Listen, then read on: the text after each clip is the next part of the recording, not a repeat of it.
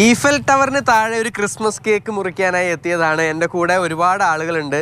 ഈ കണ്ടു കാണും ഈഫൽ ടവർ. ഇത് സാധാരണ ഒറിജിനൽ ഈഫൽ ടവർ അല്ല, അത് ഫ്രാൻസിലാണെങ്കിൽ ഇവിടെ തൃശ്ശൂരിലുള്ള ഈഫൽ ടവറാണ്. ഇവിടെ എവർ യങ് കൂട്ടായ്മ കണ്ണംകുളങ്ങര പാറപ്പുറത്തുള്ള അവരാണ് ഇത് നിർമ്മിച്ചിരിക്കുന്നത്. ക്രിസ്മസ് ന്യൂ ഇയർ ആഘോഷങ്ങളുടെ ഭാഗമായാണ് ഇതെല്ലാം തന്നെ ഒരുക്കിയിരിക്കുന്നത്. ആളുകളെല്ലാം തന്നെ നിരവധി ആളുകൾ ഇവിടെ കാണാനായി എത്തുന്നുണ്ട്. എന്തായാലും ഈ കേക്ക് മുറിച്ചിട്ട് തുടങ്ങാമല്ലോ നമുക്ക്.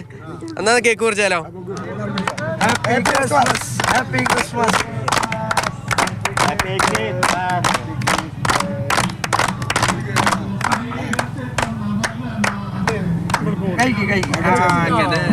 അപ്പൊ എൻ്റെ കൂടെ ഈ ഈഫൽ ടവർ ഉണ്ടാക്കിയ എല്ലാവരും കൂടെ ഉണ്ട്. ചേട്ടാ, എന്താണ് നമ്മളിങ്ങനെ എല്ലാ കൊല്ലം ഉണ്ടാക്കാറുണ്ട്? എന്താണ് 40 വർഷത്തിന് മുന്നേ ഒരിച്ചിരുന്ന ആശയാണ് ഇത്. മതസൗഹാർദ്ദ ലെവലിൽ ചെയ്തിട്ടുണ്ട്. അല്ലാണ്ട് എല്ലാ ജാതിമത ഭേദം തന്നെയാണ്. അങ്ങനെ ഫസ്റ്റ് ഞങ്ങൾ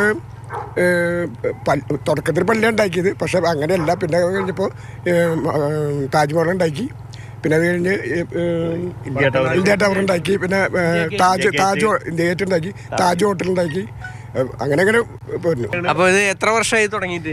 40 വർഷത്തിന് മുന്നേ. ഇത് ഒരുപാട് വർഷങ്ങളായി തുടങ്ങിയിട്ട് പിന്നെ ഒരു 12 വർഷമായിട്ട് നിർത്തി വെച്ചേക്കായിരുന്നു. ഒരു പുതിയ ഉണർവിലേക്ക് വന്നേക്കുക. ആഘോഷങ്ങളുടെ പെരുമഴയായിട്ടുള്ള നമ്മുടെ തൃശ്ശൂർ കേരളത്തിൽ ഇത് ഇപ്പോൾ ഒരു പുതുമയാണ്. അതായത് മതസൗഹാർദ്ദവും സ്നേഹത്തിൻ്റെയും സാഹോദര്യത്തിൻ്റെ ഒരു എന്താ പറയുക, നമുക്ക് സന്ദേശം കൂടിയാണ്, കൂട്ടായ്മയാണ്. അതിനോടൊപ്പം തന്നെ ഇതിപ്പോൾ എത്ര ദിവസം കൊണ്ടാണ് ഉണ്ടാക്കിയത്?